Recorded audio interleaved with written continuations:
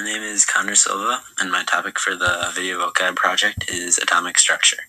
This means protons, electrons, neutrons, nucleus, and atomic number. So first of all, protons are subatomic particles found inside the atom.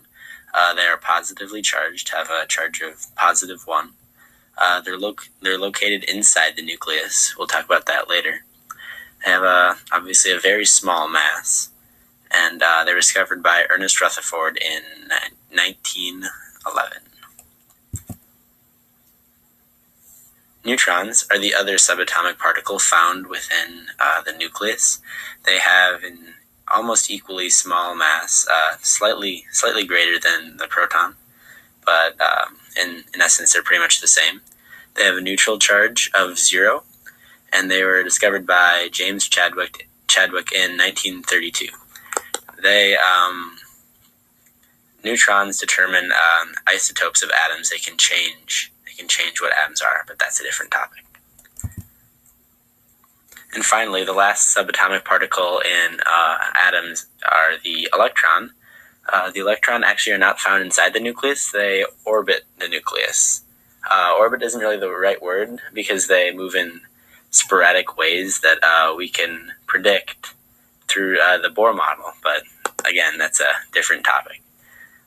They're much smaller than the neutron and the proton, and they have actually a negative charge of 1, so they counteract the positive charge of the proton.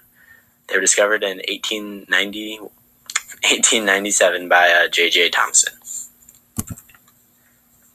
So the nucleus is where the proton and the neutron are found in the atom.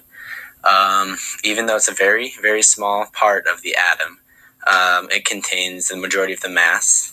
If a nucleus was a soccer ball, then an atom would be the size of a large stadium. Nuclei can vary depending on the size of the element, because larger elements have more protons and neutrons, which make the nucleus bigger. So finally, atomic number. Atomic number is the way in which elements are ordered in the periodic table.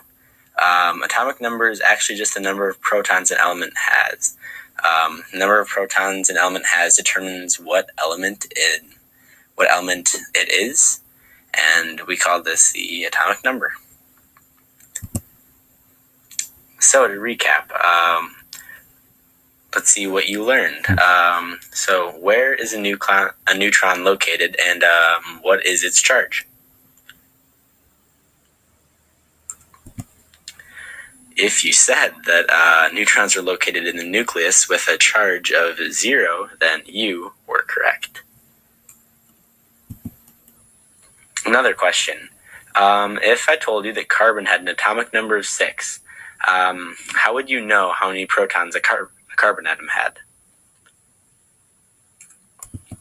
It's actually a trick question because atomic number is the same as the number of protons.